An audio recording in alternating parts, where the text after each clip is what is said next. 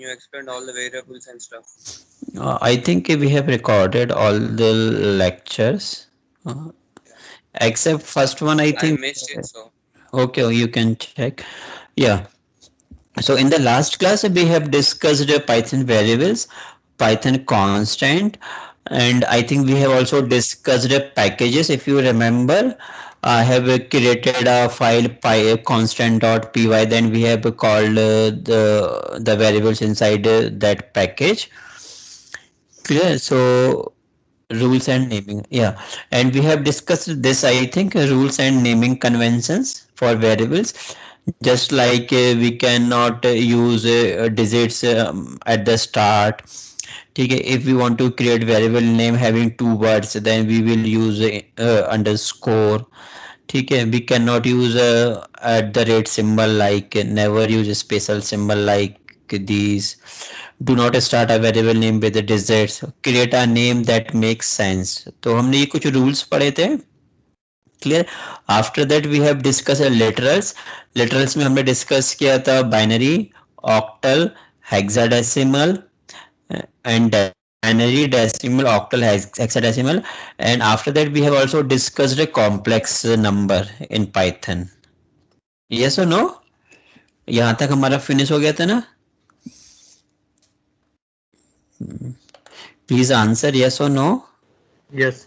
Yes, sir. Hope. yeah, yeah. Okay, ठीक है, तो हमारा यहाँ तक फिनिश हो गया. ठीक है, अब next we are discussing string literals. I think string literals already we have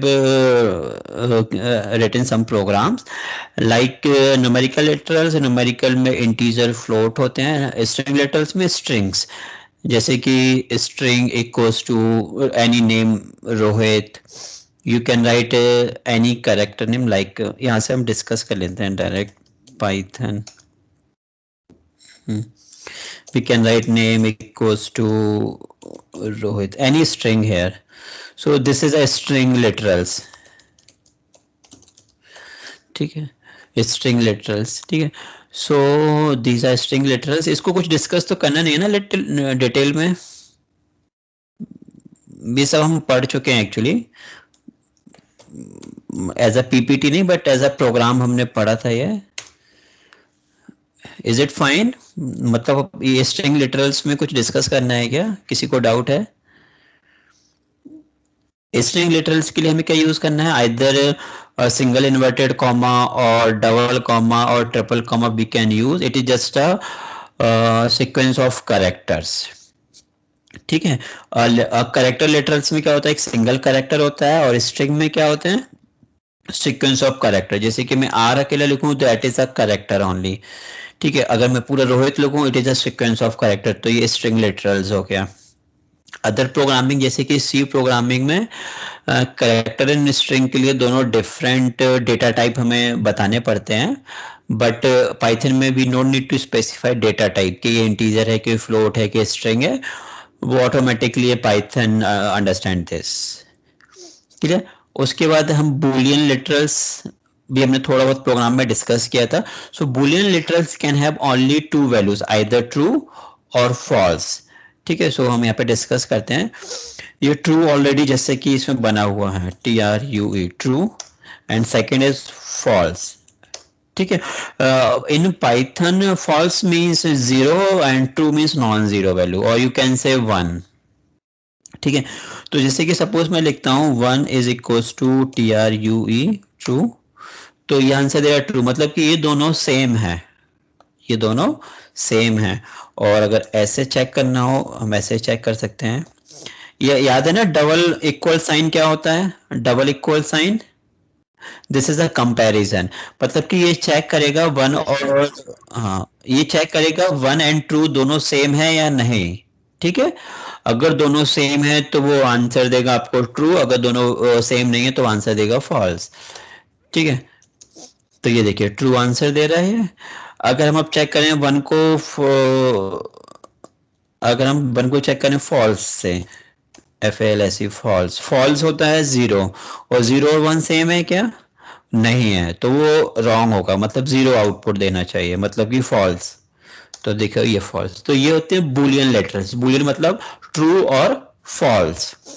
ठीक है, अब हम देखो जैसे कि इसमें अगर मैं यहाँ पे 0 लिख दूं, ठीक है, तो अब आप चेक कीजिए आउटपुट क्या आएगा, अब ट्रू आएगा, बिकॉज ये जो 0 है, ठीक है, 0 is consider as a false in Python. ठीक है, अगर हम उसको कंपैरिजन कर रहे हैं तो, और ये फॉल्स हमारा बूलियन लिटरल से ट्रू और फॉल्स दोनों सेम है। यस, दोनों सेम है, ये कंपैरिजन है, दोनों सेम है तो आउटपुट ट्रू आएगा, अदरवाइज आउटपुट फॉल्स। जैसे कि आपको याद होगा हम इफ स्टेटमेंट लिखते थे, जैसे कि मैंने लिखा a इज इक्वल टू 10, ठीक है, if a is greater than 5, तो ये चेक करेगा a 5 से बड़ा है कि नहीं। ठीक है, अगर a 5 से बड़ा है तो it will true statement, true. तो अगर if के साथ ट्रू स्टेटमेंट है, ट्रू है, ट्रू कंडीशन है, तो वो स्टेट, अच्छा अभी आई थिंक इफ मैंने आपको पढ़ाया नहीं है ना बैच 2 को, तो इसको रहने दो। बैच 2 मैंने इफ स्टेटमेंट नहीं पढ़ाया ना, अभी बैच 1 में पढ़ाया है ना लैब में। नहीं सर, इफ आपने कल पढ़ा दिया था।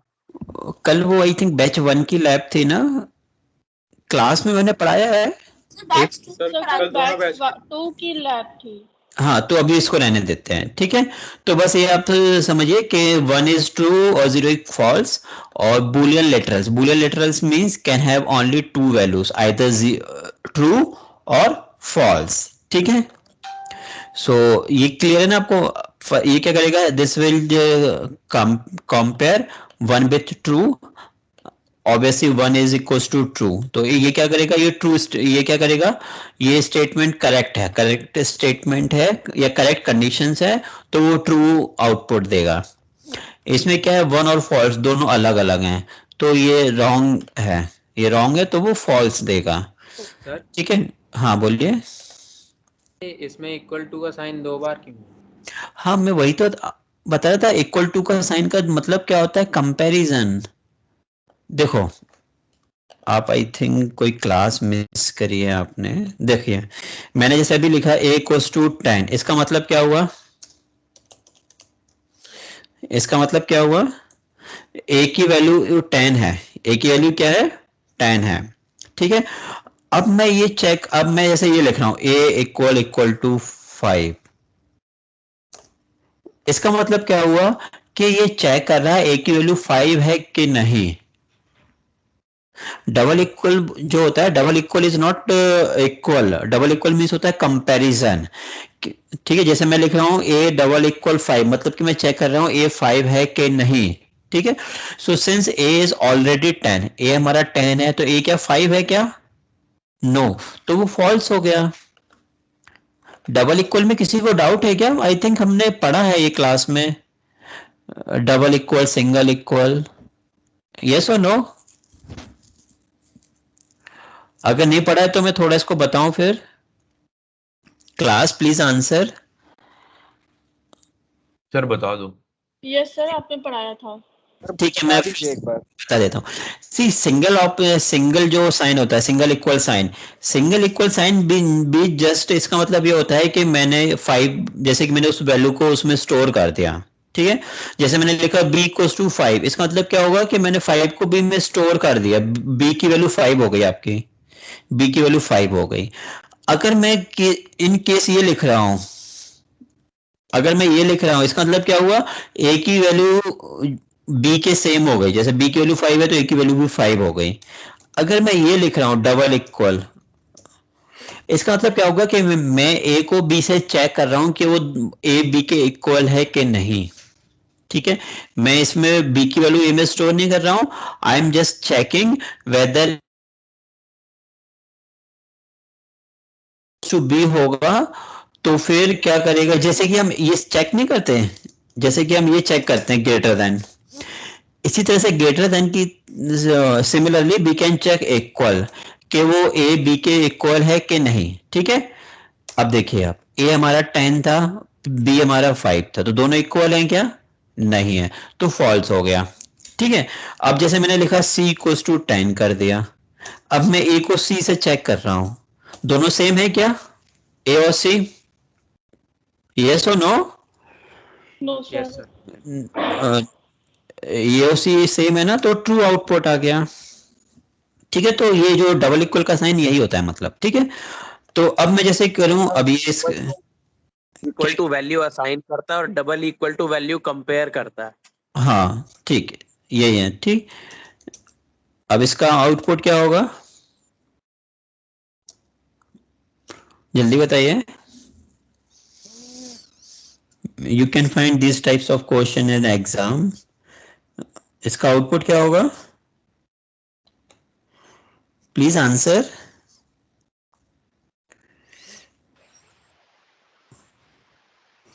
प्लीज 5। क्यों, मैंने बताया ना, ट्रू मीन्स 1 और फॉल्स मीन्स 0। अब मैं इसी में एक ऐड कर देता हूँ, मैं यहाँ पे फॉल्स कर देता हूँ, ठीक है, 4 रहेगा, ठीक है। तो इस टाइप से कभी कभार कंपनी में छोटे छोटे क्वेश्चंस आ जाते हैं, ऑब्जेक्टिव, ठीक है। They will ask you what will be the output, ठीक है। तो क्या करते हैं, हम बड़ी बड़ी चीजें पढ़ लेते हैं बट हम छोटी छोटी चीजें इग्नोर कर देते हैं, तो वही चीजें आती है एग्जाम में, ठीक है, ठीक है। तो ये हो गया आपका, ठीक है, this one Python variables constant and literals, ठीक है। सो हमने न्यूमेरिक पढ़ा, आफ्टर दैट हमने स्ट्रिंग किया, आफ्टर दैट हमने बूलियन किया है, ठीक है। अब लास्ट वन एक स्पेशल लिटरल्स है, special literal that is none, ठीक है। नन मतलब कोई भी वैल्यू उसमें साइन नहीं होगी। Python contain one special literal that is none, ठीक है। We use it to specify that the field has not been created, ठीक है। तो जैसे कि न्यूमेरिक में हमने न्यूमेरिक वैल्यू डाली है, वेदर इट इज इंटीजर और फ्लोट या कॉम्प्लेक्स नंबर या फिर स्ट्रिंग, फिर या फिर बूलियन, आइदर ट्रू और फॉल्स। इसमें क्या होगा, कोई भी वैल्यू नहीं होगी, मतलब कि कुछ भी कंटेन नहीं करता ये। जैसे मैं लिखूं x इक्वल्स टू नन, ठीक है। अब मैं x का आउटपुट देखूं तो कुछ आउटपुट आएगा, ऐसे कोई भी आउटपुट नहीं आ रहा। अगर मैं x इक्वल्स टू देखो, अगर मैं x इक्वल्स टू 10 कर देता हूं, देन मैं x को प्रिंट करता हूं तो 10 प्रिंट हो रहा है, ठीक है। बट मैं x इक्वल्स टू नन कर दूं और फिर मैं x को चेक करूं तो नन, मतलब नथिंग इज देयर, ठीक है। अगर मैं इसको प्रिंट करूंगा तब वो बताएगा कि नन है ये, ठीक है। तो ये स्ट्रिंग नहीं है नन, आपको समझ में आ रहा है ना, none is not a string.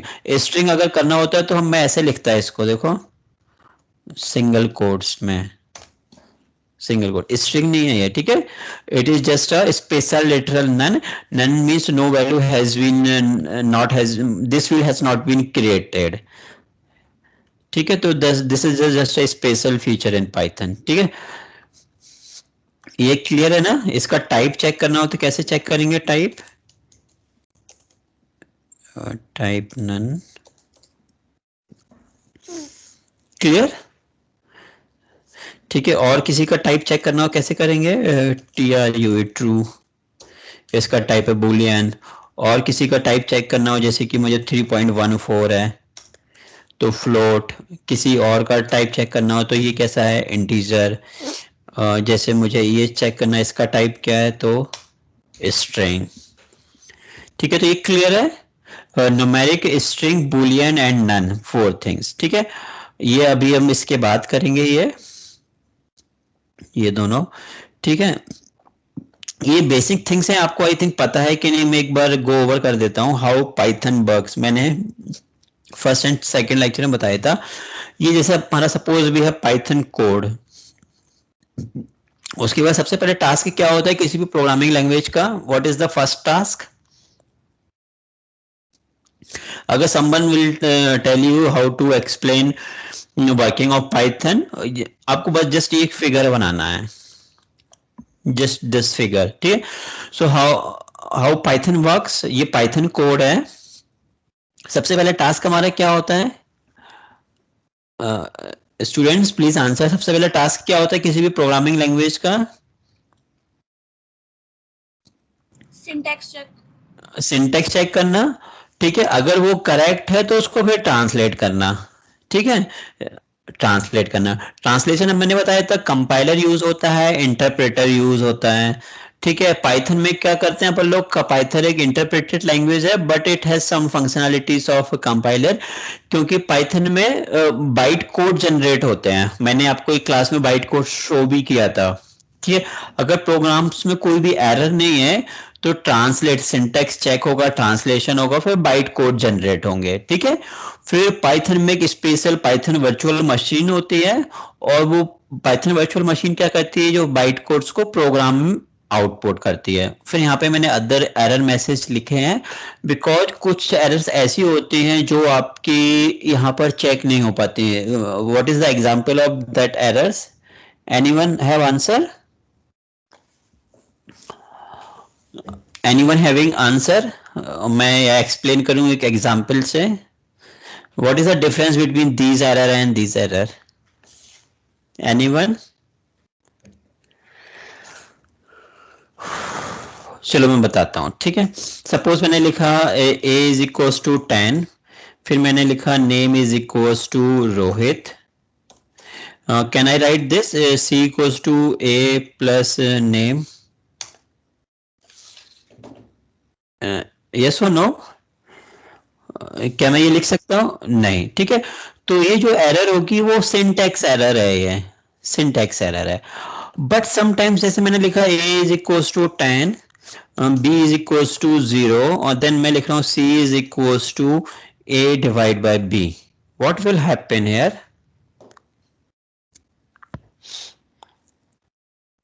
So this type of जो एरर होती है, मतलब कि रन टाइम एरर, या कभी मेमोरी फुल हो जाए, या वो हम आगे पढ़ेंगे क्लास में।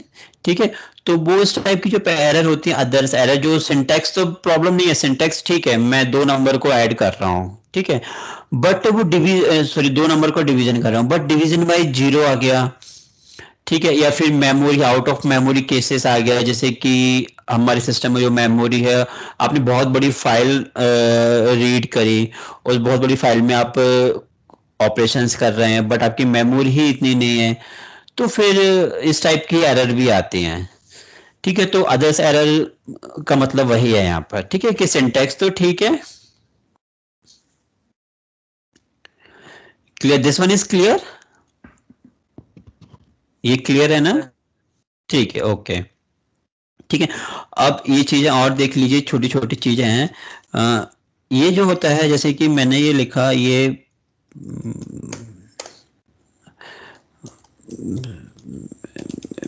प्रिंट रोहित, सपोज मैं यहाँ पे लिख रहा हूँ बैकस्लैश, और फिर मैं यहाँ पे लिख रहा हूँ, इसका मतलब क्या है? ये बैकस्लैश का मतलब बैकस्लैश टी सी, यहाँ पे देखिए आप, बैकस्लैश टी का मतलब होता है एक लार्ज स्पेस या हॉरिजॉन्टल टैब। ठीक है, तो कभी कभी जैसे कि हमें इस तरह से फॉर्मेटिंग करनी है कि बीच में स्पेसेस हैं बहुत सारे, तो बैकस्लैश टी का यूज करते हैं। ठीक है, अगर हमें जैसे कि बैकस्लैश बी में लिख रहा हूँ यहाँ पे, फिर मैं यहाँ पे जी लिख रहा हूँ। अब आप देखिए, इसका आउटपुट अभी एक्सप्लेन नहीं हो पाएगा, इसको प्रोग्राम बना के दिखाना पड़ेगा। रुको मैं बताता हूँ प्रोग्राम बना के। जैसे मैंने लिखा है a is equals to Rohit backslash b। अब मैं यहाँ पे क्या कर रहा हूँ, प्रिंट a बैकस्लैश b 2 बार।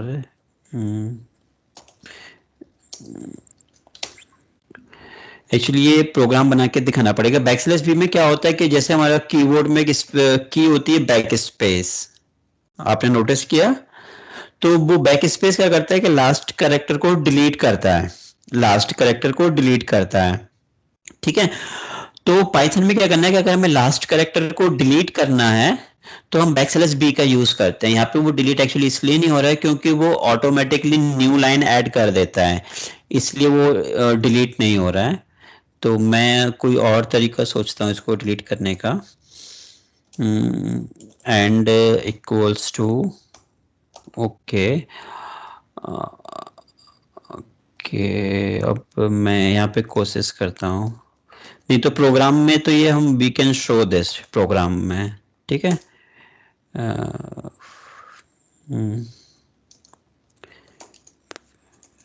नहीं तो मैं इसको प्रोग्राम में शो करेंगे अपन। E N D equals to, okay हाँ, अब आपने नोटिस किया यहाँ पे ROHI आया, T नहीं आया, नोटिस किया आपने? हेलो, ये देखिए आपने नोटिस किया ये? Yes yes sir. तो दो लगा लेंगे या एक से भी काम हो जाएगा? वो एक्चुअली ऑटोमेटिकली स्पेस ऐड कर ले रहा है ना, इस वजह से प्रिंट स्टेटमेंट। ठीक है, तो हमारा बाय डिफॉल्ट क्या होता है, प्रिंट स्टेटमेंट में जो एंड होता है वो एंड क्या करता है, ऑटोमेटिकली न्यू लाइन ऐड कर देता है। ठीक है, तो मैंने क्या किया, जो प्रिंट एफ का स्टेटमेंट है वो एंड में मैंने लिखा है यहाँ पे नथिंग। आपको मैंने प्रिंट स्टेटमेंट एक बार बताया था क्लास में, अगर आपको याद नहीं हो तो। जैसे देखो मैं बताऊं, अगर जैसे कि मैं दिखाता हूँ प्रिंट, जैसे कि मैं अभी क्या करता हूँ, रोहित किया, फिर मैंने यहाँ पे AG अग्रवाल किया, तो आप देखना आउटपुट में क्या करेगा, ऑटोमेटिकली स्पेस ऐड कर लिया। बट अगर आप दो प्रिंट एफ अगर साथ में लिखते हैं, जैसे कि पहले आपने किसी प्रोग्राम में, अभी जैसे प्रोग्राम नहीं बनाया मैंने, ये जैसे मैंने प्रिंट एफ ये लिखा, फिर हम क्या करेंगे एक और प्रिंट एफ लिखते हैं, तो आपने देखा होगा उसका जो आउटपुट होता है हमेशा न्यू लाइन में आता है। कभी सेम लाइन में आपने देखा है आउटपुट? आपने नोटिस किया कभी सेम लाइन में आउटपुट आता है क्या? No sir. ठीक है, अगर जैसे आपने पहले A की वैल्यू प्रिंट कराई, फिर आपने B की वैल्यू प्रिंट कराई, तो B की वैल्यू हमेशा न्यू लाइन में आती है, क्योंकि वो ऑटोमेटिकली न्यू लाइन ऐड कर ले रहा है। तो इसलिए अगर हमें ऑटोमेटिकली न्यू लाइन ऐड नहीं करनी है, जैसे सपोज मान लो कि आपको क्या करना है, न्यू लाइन ऐड नहीं करनी है, तो फिर मैं क्या करूंगा, ये लिखूंगा एंड। ठीक है, एंड में क्या होगा, देखो अभी न्यू लाइन में नहीं गया, न्यू लाइन में नहीं गया ना, ये देखा आपने? ठीक है, अगर और अच्छे से समझना हो तो मैं प्रोग्राम बना के दिखाऊं इसको। ओके, मैं प्रोग्राम बना के दिखाता हूँ। ठीक है, LS आपका है CD BCA। ठीक है, फिर है CD लेक्चर्स। ठीक है, अब मैं प्रोग्राम बना के दिखाता हूँ। Gedit, मुझे याद है मैंने क्लास में डिस्कस किया है, Gedit lecture 5 p1.py। ठीक है,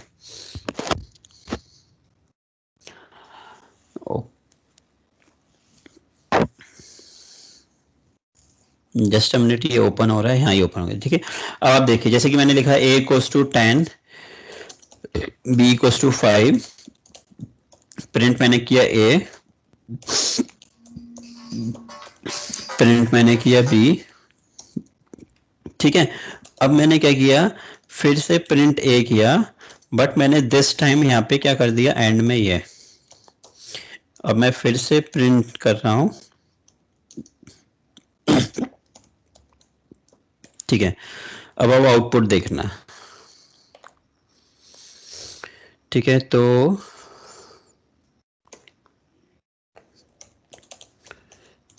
ठीक है, हाँ तो देखिए पहले में आउटपुट आ रहा था 10 फिर 5।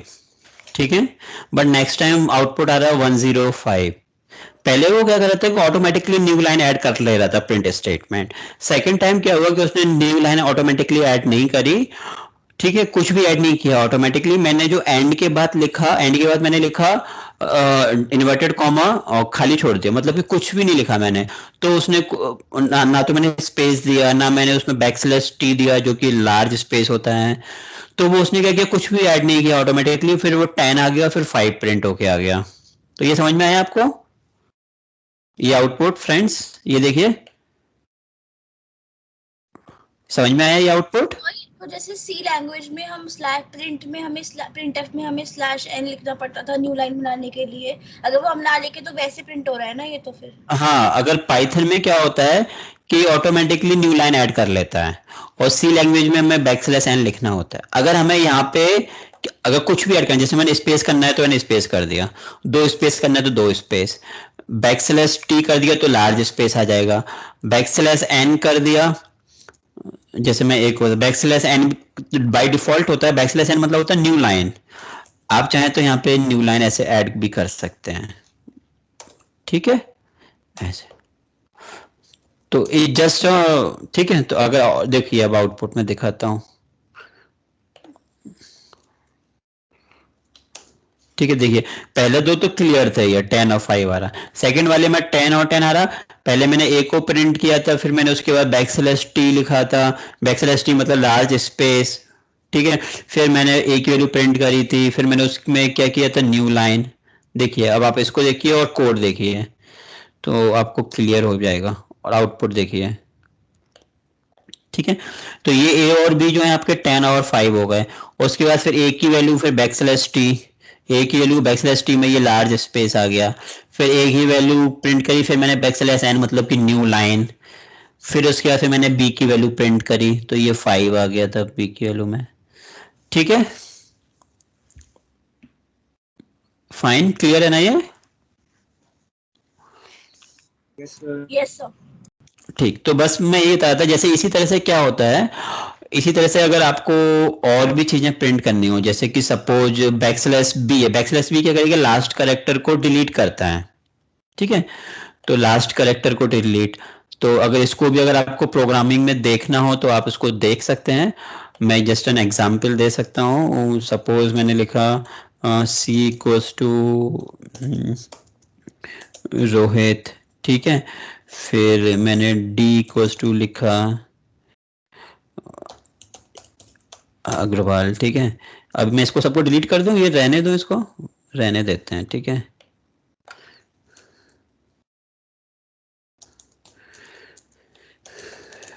प्रिंट सी, ठीक है।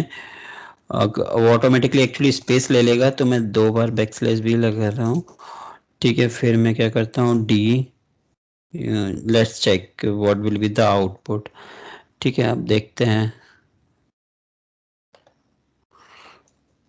ओके, ठीक है। तो आपने देखा ये R5 फिर ROHIT नहीं आया, ये यहां से, ठीक है।